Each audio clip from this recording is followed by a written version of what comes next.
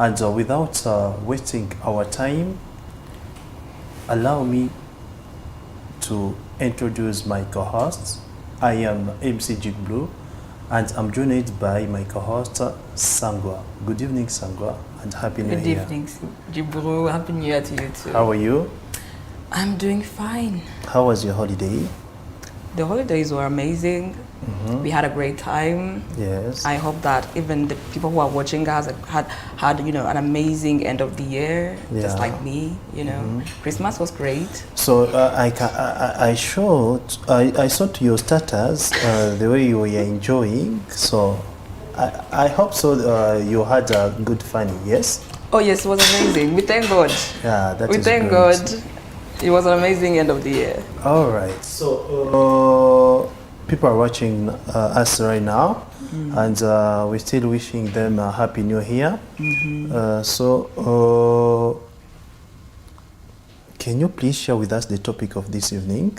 So the topic of tonight, we're going to be talking about Pan-Africanism, historical ideology, and concrete solutions to African problems in general. Yes, and our guest is not his first time to be with us in this show. He has honored us in the past, and he's he's doing it again. We are very thankful. Yeah. So you can introduce him, please. People know him already, so please, can you please introduce him? Yeah, thank you very much. Ladies and gentlemen, allow me to reintroduce to you Mr. Stephen Banda, for those who were not tuned in on the last episode that we had with him. Allow me to reintroduce to you Mr. Stephen Banda. So, as an active Pan-Africanist, Mr. Stephen Banda is a passionate advocate for African unity and development, particularly through Rwanda chapter of the Pan-African community and movement. As an experienced politician, Mr. Stephen Mbanda is the former mayor of Nyanza district. He has led major initiatives in local development and education within his community.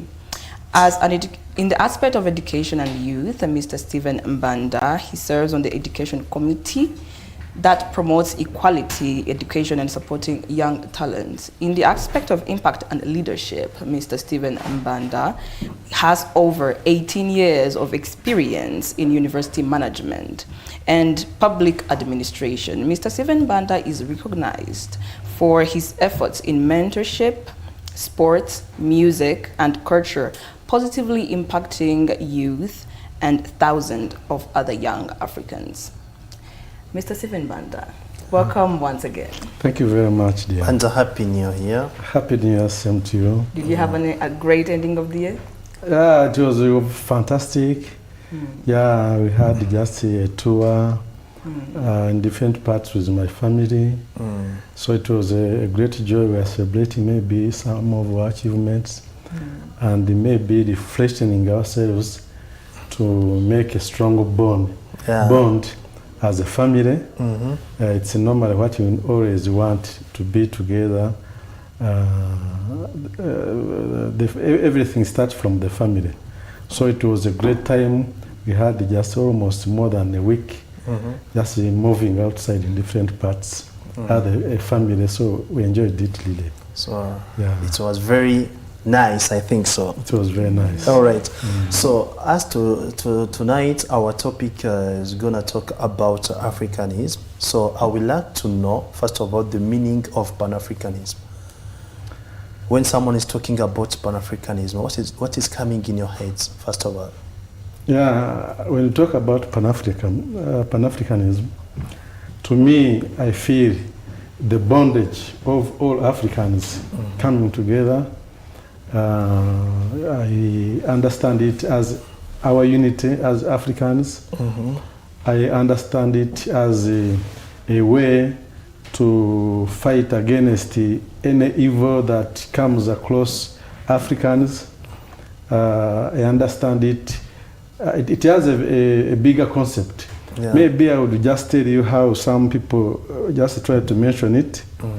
Some philosophers just mention Pan-Africanism as an aggregation of historical, cultural, spiritual, artistic, scientific, and the philosophical legacies of Africans from the past time to the present. Pan-Africanism has been an ethical system traced its origin from the ancient times and promotes values and the products of the African civilization and the struggle against all evils like slavery, racism, colonialism, neocolonialism, things like that one. So it is not a today's issue. It started from our ancestors, especially from the time when they had to have emancipation. It started from the 90s, early 90s, when the forefathers wanted to just get free from all evils. You know, Africa faced it hot from the past times. From the time of slavery, Africans just faced it tough. You know, Africans just were traded in transatlantic trade. They were being taken to USA, to America, to Latin America. Just there was just during the revolution period, industrial revolution. So they were just seen as manpower to go and serve. So that period of slavery just brought Africans after to think twice what they can do to fight against slavery. And again, afterwards, there came colonialism. After the 1884 Berlin Conference, Africa was divided. So the problems started, or just came in problem of just disuniting Africans, which just later caused the tribalism. So all those evils are the ones which led our forefathers, like the ones Mr. William and others, to fight against those evils. So I understand Pan-Africanism as a way forward to bring Africa together, to fight against all evils, and look forward for African unity, just to promote our culture, African culture, artisans, promote the local industry, just believe in ourselves and come together to fight all evils that can come across us. So it is all about unity, culture, development, things like that one. All right, so thank you. So there is some people here outside, they are still in, how do you say that? Discombobulated situation. They need more explanation. That is why I'm going to ask you my second question. Is Pan-Africanism an ideology, a movement, or a political project, according to you? I think it combines all. It started as an ideology, and the forefathers were just fighting over to make it understandable.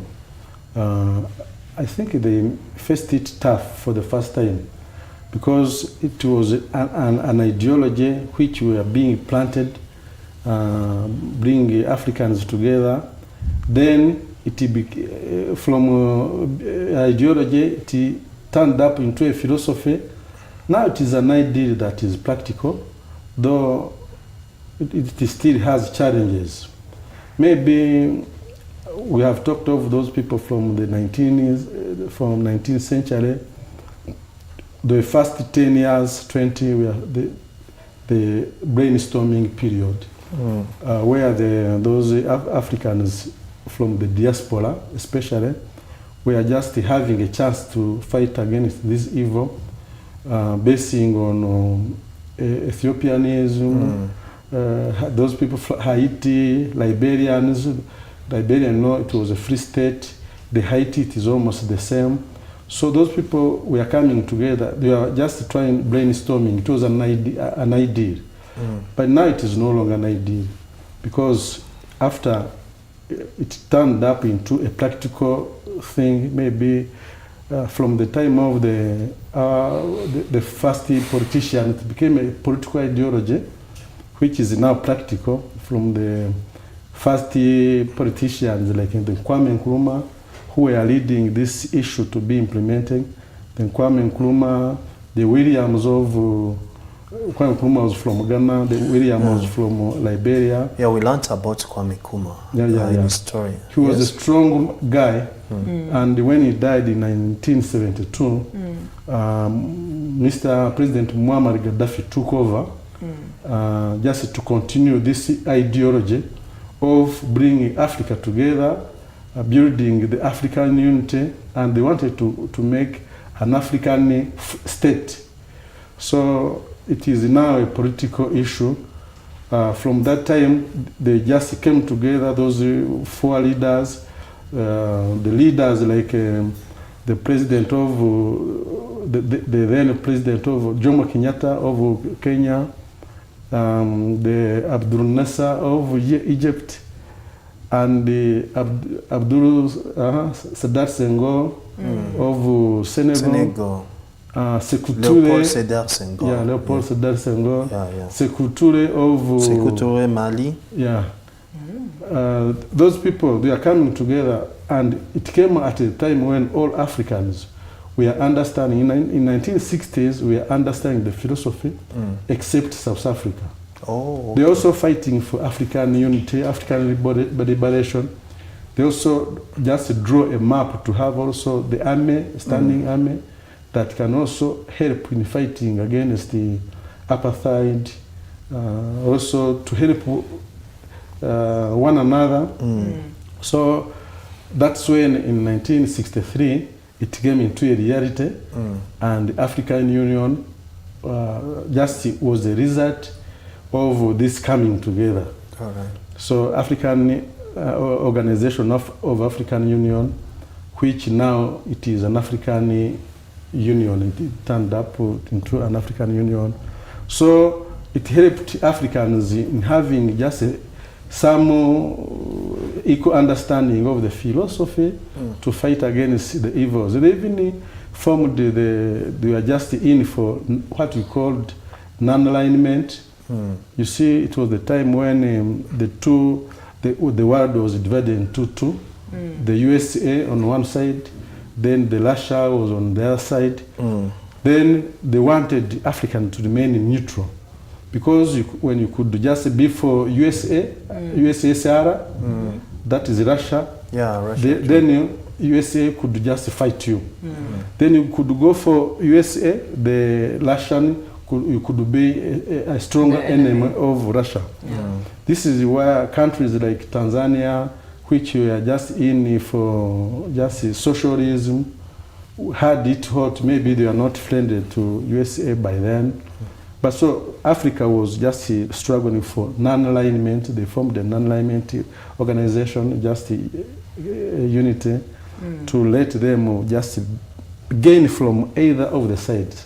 Right. So after the just coming together, forming African unity, so things were coming up, and they're also fighting for, struggling for independence of African countries. I think the first independent country was Ghana still. It was, I think, 1948. Others came up in 1960s. Many countries, including Algeria, which were fighting against the colonialism of the French. Rwanda, which was under the Belgians. Many states were just getting free from the 60s as a result of this coming together of Pan-Africanism. So Pan-Africanism is now, it is no longer a philosophy, it is a practical ideal. And even today, people are still struggling to see that what the forefathers fought for is achieved. It was also just it was propagating the ideal of cross-border trade, free trade, non-visa, things like that. I think you understand, even our president, His Excellency Paul Kagame, has been leading the section of just making this from African Union, of Africa coming together, free visa, free trade, free what. So I think it is coming up, only that more energy needs to be put in, because as we just struggle for this Pan-Africanism, there are other countries automatically which are against it, because the strength of African unity is also a threat to these neocolonials. So challenges also are there. So coming to the topic, it is now an ideal, but still it has so many challenges. Yeah, it still has a way to go. Yeah, which our leading presidents and all Africans has to fight to achieve. Without cutting you off, Mr. Banda, you kept on saying things like, "Oh, the movement is trying to fight against the enemy, the devils." Devils. I was about to or the enemy. So I think I'm not the only one who is confused. So when you say the devil or the enemy, what do you mean? Is it an outside enemy or is it an inside enemy? I was talking about the evils of evil. There are all of those challenges against that unity, African unity, against the African culture. Yeah. See, when they were there. They were there, and they're still there. And they are still there. So those are the evils, what we call the evils. So that's the negative aspect. All right. A negative aspect of what you want to achieve. On the side of the African economy, African culture, just the sustainability of everything. Okay. So we have the challenges, the evils are the challenges against this movement. All right. So, Mr. Mbanda, according to the things that you have been saying, how relevant do you think that the Pan-African movement is today, globally? If you had to measure, how relevant do you think it is? I think it is relevant. There are some countries which are putting in more effort to the renaissance of the idea and the activeness of this. There is a time when maybe after achieving independence, many African presidents were just still had that philosophy, had that enthusiasm, and it was going on well. But after, you remember, maybe after 10 years, we just experienced the time of the coup d'etats led by the neocolonialists, the imperialists, and they are bringing in maybe what would be their men on power. So in order to, this one affected the philosophy, and then it just kept, it delayed a bit, it died almost. So now there is a renaissance, there is a rebirth. So we experienced the time of the coup d'etats. Many people came up with supported by the imperialists, and their philosophy was not to promote what the forefathers, the freedom fighters, independence leaders wanted to achieve. So that's where there was a redundancy. But now today, I think if you could just see, like here in Rwanda, we have the Pan-Africanism very, very actively working. Recently, at the end of the last year, all Pan-Africanists came together. We had a conference, and we drew up the upcoming strategic plan under the leadership of Honorable Musoni Plotes, and the committees were elected. Their mandate was just over. Now there was a strengthening of what to do. The plan was drawn. I think here in Rwanda it is actively working, especially in youth, in universities, in organized institutions. I was talking to the vice chairman of Pan-African movement, calling him. Maybe we have an idea that next time he comes also, he talks to the public, because after the philosophy is deep, and when he comes, he can just talk more about the activeness of Pan-Africanism in Rwanda, and also he has idea how it works in different countries. I think Pan-Africanism is coming up. We've had people like Professor Lumumba, who has been just actively, very active on Pan-Africanism at the African arena. I think there are also other different, and when we also talk of Pan-Africanism, we don't leave behind the good leaders who are bringing in, because it is all about leadership. Presidents like His Excellency Paul Kagame, these presidents who are just making a change and transformation of the African states. I think Pan-Africanism. So like Nelson Mandela. People like Nelson Mandela. And other leaders in different states. I may not mention each one by one, but those ones who are struggling for the good leadership, they are in. Many of them are also in for this Pan-Africanism. Yes. Yeah. So I was also wondering, why does, despite these Pan-African ideals, why do we still have a problem of unity? How do I say this? Why is there still lack of unity among African leaders, despite these Pan-African ideals? We still have a challenge, maybe to some leaders. We are still just some people have not grasped it to the deep, how to uproot or to fight against what I was calling the evils. Some people still just follow the instructions of the masters, what they call their masters. Normally they were imperialists. Now there are some people working from behind, maybe at the international arena, who we still also have some challenges of some countries who have not just thought it to be totally independent. And when you still want to depend on who are still who have never known that donations, work or getting the funding, external aid, like from the IMF, from the World Bank, whatever they give you, they give it to you with strings attached. Indeed. So not until all people just came to understand that we have to be free from their support, free from their aid and donation. So we are still having a problem.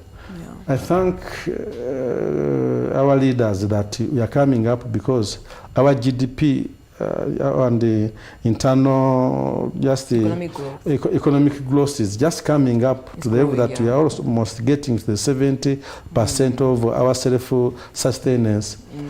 But there are some countries which even have endowed raw materials, still seek for foreign support. Indeed. Then the philosophy of the Pan-Africanism was to be self-reliant. Everything you go, just to go for support. Need military support, anything you go just for support. So they also had an idea of, the forefathers have an idea of integration. So this integration was to solve such problems.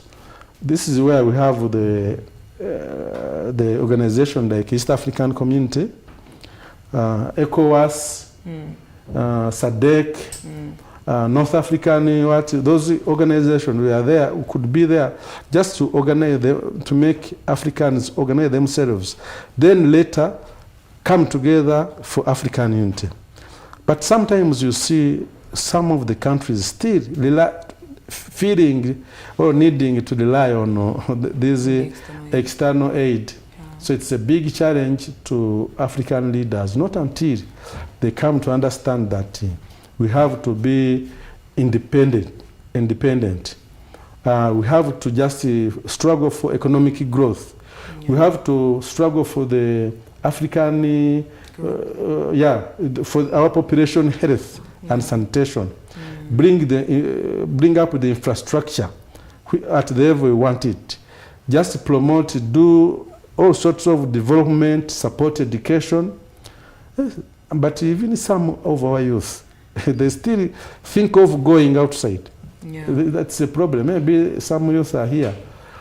It is a challenge to youth, still feeling that not until you go to America, not until you go to Europe. That's when you get maybe the bread. So we can build our Africans here. Can make it by themselves. You're right. Without this even brainwashing. They even take the good ones, the cream, they take them there. But still our boys, they, instead of just concentrating on developing themselves, on developing our Africa, they still want to go. It's a challenge. Yeah, all right. Yeah. Thank you, Mr. Banda. Thank you for the whole explanation. I hope so. She is so satisfied. I hope so.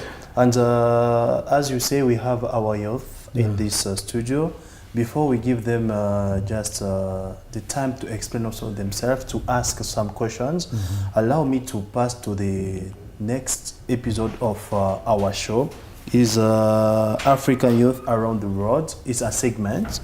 And this evening, we're gonna have Mr. Answali Ali from Huye District.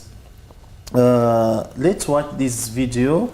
He's talking about our topic, and I really appreciate what he's talking about in this video. Please, guys, let's watch together this video, and then we shall give to our audience the time to ask their question. Let's watch this. My name is Answali Ali, speaking from Rwanda. As a young leader engaged in governance and community empowerment, I believe Pan-Africanism is not just a historical ideology, it's a living strategy for Africa's future. Pan-Africanism once united our liberation movements, and today it must unite our development efforts. We face shared challenges, employment, climate vulnerability, but also we share solutions, innovation, solidarity, and growing youth voices. Pan-Africanism means building bridges across borders, investing in African-led ideas, and amplifying voices from all African countries. It's also about transforming African unity from slogan into a one system that empowers young people, strengthens governance, and drives inclusive growth. So yes, Pan-Africanism is a concrete solution. Let's move from remembering it, keeping it in mind, our mind, to living it. So, because our generation is not just inheriting Africa, we are shaping it. Thank you.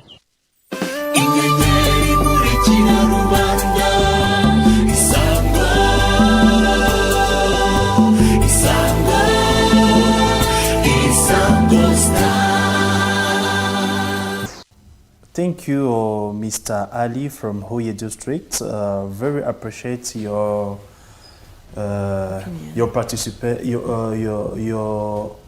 arguments about our topic. So I would like just to ask Mr. Mbanda about. You watched the video with me, yes? Yeah. What do you think about Ali?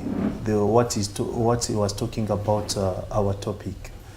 I think. Do you agree with him? Yeah, I agree with him. This guy is in for. I think he's on the right channel, which many youth don't have.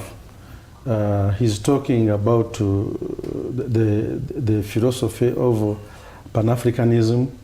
I think, I don't know whether these ones have been following him. This gentleman understands it Now the remaining part is the practical part. Whether maybe I wish all youth were just thinking like him, because it is all about changing our understanding and making Africa a better place to live in. All right. Yeah. Thank you. And then let me give the mic to Miss Teresa from South Sudan. How are you? I'm good. And Happy New Year. Happy New Year too. Welcome Thank to the you. show African Youth Time. So I know you have a question and you want to ask Mr. Mbanda according to our topic. Welcome. Okay. Thank you so much for giving me this opportunity to ask a question. And my question is to Mr. Mbanda, goes as, is Pan-Africanism more symbolic than practical, than it being practical in the 21st century? Good. Okay, thank you, Teresa. I think it is it is no longer a symbol. It is practical. When you see the standing of the African Union, when we see the presence of the different organizations which I was mentioning about, the existence of East African Community, it's all about integration. So we have seen the philosophy of coming together, the integration, East African Community, the ECOWAS, but still, I said it is no longer a symbol. It is practical in this period, though it has some challenges. But when also we see some good leaders just trying to emancipate, to just make self-sustenance, development, growth and development of their countries. When we see some good leaders no longer depending on emancipation of some countries from the pre-existing neocolonialism, you have seen these people, countries like the Mali, these people from West Africa, some leaders are coming up. So when they come up and just fight against working on the instruction of maybe the former imperialists, the neocolonizers, it shows that maybe we are coming out. The 21st century is bringing a drastic change, especially starting from the youth. You remember when last time His Excellency was talking about what the genes are doing. When you see the genes trying to come up, say, we don't want this, we don't want this. So I'm not in for rebellion, but when the ideas of the youth are just coming up, it shows that maybe 21st century is bringing a drastic change in the mindset of the youth. And maybe today we are depending on the youth who make almost 60% of our population. So they are also coming up to here, to be listened. When you see a woman of today coming up, not like in 20, 30 years ago, when the women used to stay behind and do home services, not thinking of education. When you see a woman just coming up, like Miss Teresa, who has asked the question, came away all the way from South Sudan to acquire education, maybe here in Rwanda. When you see the and there are many. There are very many internationals coming, maybe here in Rwanda. At my school where I just work, we have more than 3,000 international students, and more than half from outside, from 37 countries. Imagine. Just at the one university, and it is the same in different universities. And what is amazing, the majority are the ladies.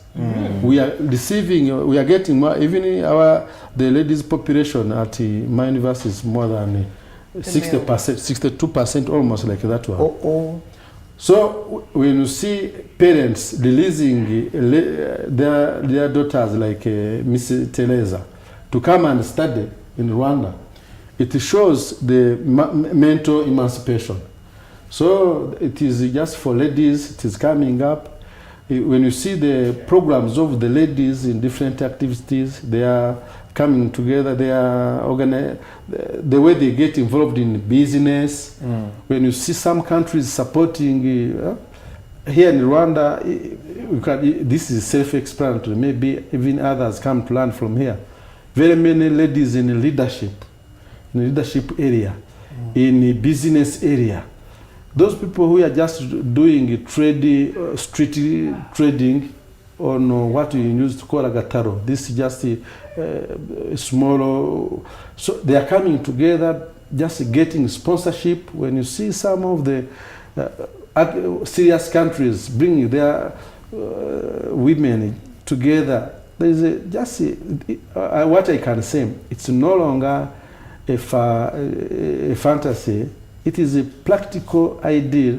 I think women, even in the youth of today, sometime back we never thought of coming up maybe in politics, but maybe take an example here in Rwanda.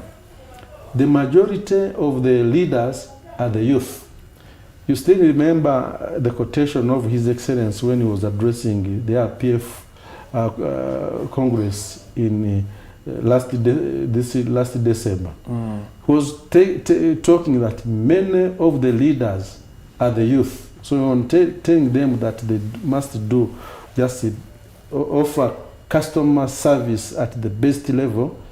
So saying, good enough, many of you are the youth. So in Rwanda we have it live. So I think it is also in different countries. Miss Teresa, it's no longer just a symbol. 21st century is going to bring a change, and 20 years we shall see just a drastic change. Globally? Globally. We hope so. Yeah, we hope so. All right. All right. Mr. Hassan, how are you? The man from Chad. Good. Is it true? Yeah. You're from Chad? Yeah, from Chad. Oh, you're mixing there's someone here. Who has a mixed nationality? Yes. Yeah, that was Cecilia. He told us he's from Chad and where again? Burundi. Sudan, thing like that. Was she Somali? I don't remember, madam. I was busy my holidays. All right, Hassan, can you please ask your question to Mr. Mbanda? Sorry. Well, good afternoon, everybody. Good afternoon. I would like to address a special thank to Isango Star. Thank you so and much. The host and honorable guests for receiving us today as audience. It's really great to be with you here today. My question is, the youth as the greatest hope for Africa, the future Africa will be one. How can they redefine Pan-Africanism for their generation? Good question. Thank you. Redefining Pan-Africanism. It's all about bringing it into a reality. No longer taking it as a philosophy. Some leadership in different institutions, in different countries, have good plans, but they are just in papers. I think the youth of today, I also think maybe active institutions in promoting youth, like a Sangosta. If you put up such a program that is passed through almost more than 15 countries of Africa, all of us talking about the youth in development, the youth in emancipation, the youth in Pan-Africanism, it's all about changing the world, changing Africa, making it a better place to live in. So I think the youth have a great deal of just work ahead of them. It is now all about changes, making changes, not having the good plans in papers.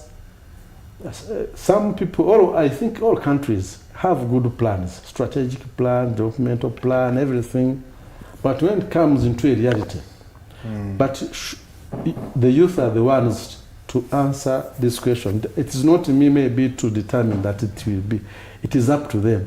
Do you really in for continuous corruption like it happens to some countries?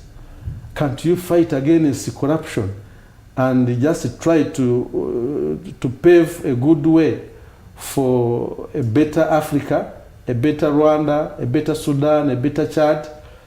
Can't you just fight against the evils, these wrongdoers? So it is up to you. So the ball now is in your hand. It is not, especially you, the university youth, we have something to take. We have just educated you, we have given you this. The resources. The resources. We are even doing it. Even many states are financing your projects, your ideas. I don't know why I always say I wish I was still very young. There are vast opportunities for the younger people. If you can see in Rwanda. I was just leading last time the ministerial meeting. Just put up they put this there's the financing agents which was just supporting the youth. Now it was put in BRD, Bank Rwanda Development Bank, to support the projects of the youth, of the women. The finances are there for you, the youth. If you have good project, you can see what happens here in Rwanda. There is the program is called the Hangu Murimo, Hunger. There are very innovations in different places, in different countries. Now it is up to youth to grasp what the state is giving them. So the ball is in your hand for development, for good leadership. And when there is poor leadership, we have seen some people standing up. We have seen the youth maybe some time back, they stood up in TZ and said, no. There's something. So I think the government will also change some things. If the youth stand up and they say, we don't want this. We saw the youth standing up maybe against it started in Tunisia when there was this revolution. So the youth have it in their hand to make Africa a better place to live in. It is now up to you to put up into practice the philosophy, the theories of Pan-Africanists. Then you work with the old people. For us, it is just to give you a guideline, to give awareness. Otherwise, it is in your hands. All right, thank you so much. I have a question, but we still have our youth, and I know they have an important question than mine. Maybe I will ask after. Sangwa, who the next? Mr. You can pass the mic to your colleague next to you. Introduce yourself and ask your question, please. Good evening. Good evening, My name is sir. Gagua Shafiq. Yes, Shafiq. And thank you, Sango, for hosting us. Thanks to the country for giving us this opportunity. And also Mr. Mbanda for enlightening us about the Pan-Africanism. So you have talked about different people who are in different nationalities and have been talking about different countries, and they all speak different languages. So my question goes that how does language diversity affect Pan-Africanism now? Good question. Yeah, that's good. In a previous meeting, Congress, Pan-African Congress, which we had last year, the chairman of Pan-Africanism Pan-African movement, Rwanda chapter, Honorable Muson Plote, just brought this issue of language. We are just thinking, why do we channel our meetings in international languages? In international languages. Why we can't use our own when languages? we can't use our local language? Why do we still use these foreign languages? He was in fact, he proposed that we should try to make sure that Africa, why can't we develop one of our local languages? He brought in an idea, which we all supported. Why can't we just develop our Swahili, maybe make Swahili one of the language that is understood by many Africans, because Swahili is a native it's language. It's a global language. Why can't we make sure. Why can't we make Arabic? Since many Arab, North African... If it is Arab about countries. Arabic, now we are lost. No. Not, Arabic is not from there, but you are talking about what unites many Africans. Okay. But we can also grow. His Excellency, I still talk about him. He referred to just the language, Kinyarwanda language. Why can't we properly use our language when we are in Rwandan business? He was just talking about mixing languages, some people even trying to create their own things which did not happen. He was in for African, that is Africanization. We should just be Africans and be proud of ourselves. Be proud of who we are. If it is language, so language can unite. Why do we, some parents, start their children learning from English, French from the underground, and you reach at the secondary level when you don't understand your local language. So we should be Africans and be proud of being Africans, speak our languages, hold meetings in our languages. Maybe when we go to the international arena, we just speak their language because it is some unifying factor. But you should be Africans, be proud of, when you don't just focus on your language, even the culture will be lost there. So we should just be proud of our identity. All right. So I think it is a homegrown solution, just I wanted to use the word promouvoir. Promotion. Promotion, yeah. If you want to promote your own homegrown solution things, language comes in. So I think art, we come back to art, music and drama. Those things are performed in our culture. So if we just get rid of our cultures, so we are doomed. I think language is the basis of our identity, I come back to the national anthem of Rwanda.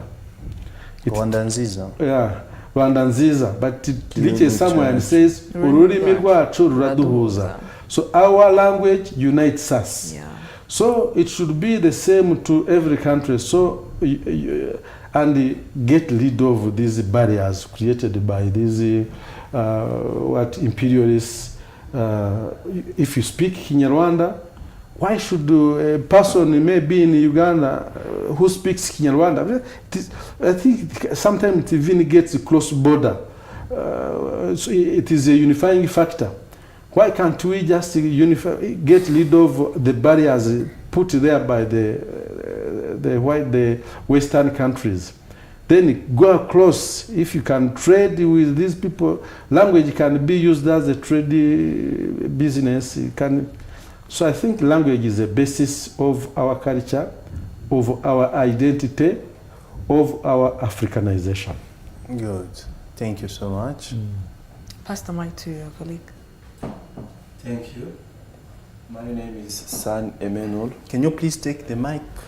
Thank you. My name is San Emmanuel. I'm a lawyer candidate. And it's a pleasure to be here. This is very sadolous. So my question to Mr. Mbanda, what a lesson or what an advice you can give to these leaders, African leaders now, what they can learn to our freedom fighters or Kwame Nkrumahs or those Pan-African creators or thinkers? What an advice you can give them? And that one is going to be the last advice for radio. I think the idea which, and the leaders, let me classify it, leaders, it starts from the high authorities, maybe the president's what, but everybody is a leader. I'm a leader over myself. I lead myself, and if I fail to govern myself, then I'm doomed. So we start from ourselves, so everybody is a leader and should take part, decide and maybe follow the steps of our freedom fighters or Pan-Africanists. Then we go back to the families, we go back to the institutions, faith-based organizations, non-government organizations, then economical organizations. I think every leader must take part and fight for what we deserve. So we deserve better as Africans. We don't deserve to be just taken like those people used to take us as uneducated people, unintellectual people. Some Africans can do better than the white-skinned people. So we should just we should just emancipate ourselves from the old philosophy. For mental slavery. Yeah. From civilization, why can't we do better than we can do? Some leaders, a leader whom I've already talked, I say, can't we do better than when we do? Do we do everything to the perfection of our potential? No, we don't. Why do we still not keep time? Maybe time management. Why do we still say it is for Africans? As we are for Africans, maybe it's like this. So I think we should be just, we should develop, we should have a mind change in doing things.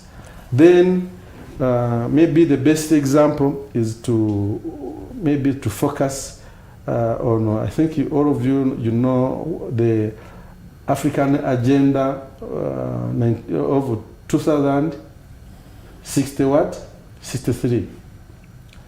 The agenda, it's all about, if you just you can check in those agendas, we are in 2063 is agenda, development goals is all about the high standard of living, the quality of life, the well-being of all citizens, well-educated citizens, life expectancy, high level of life expectancy, skilled evolution, innovation and what?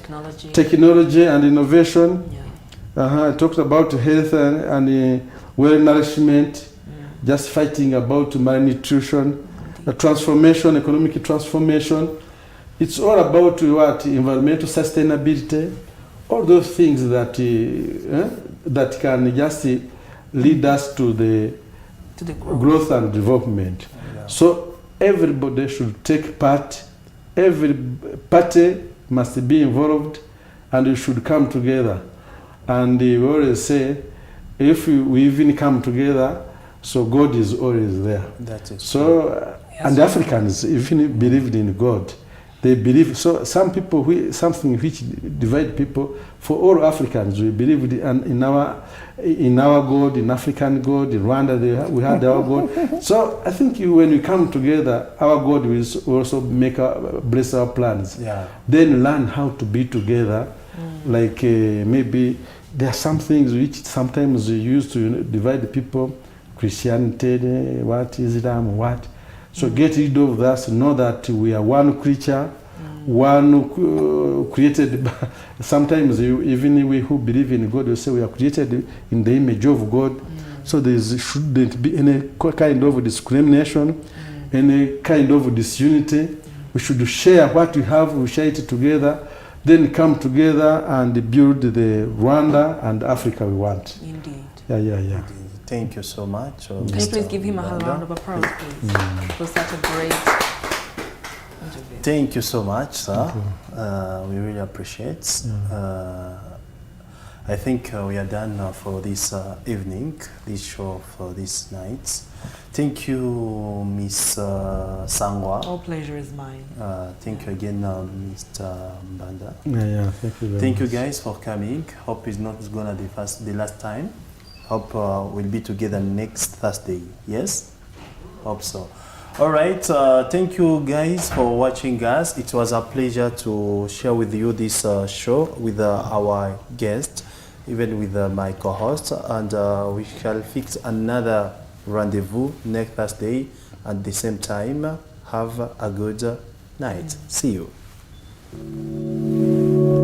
We are done, guys.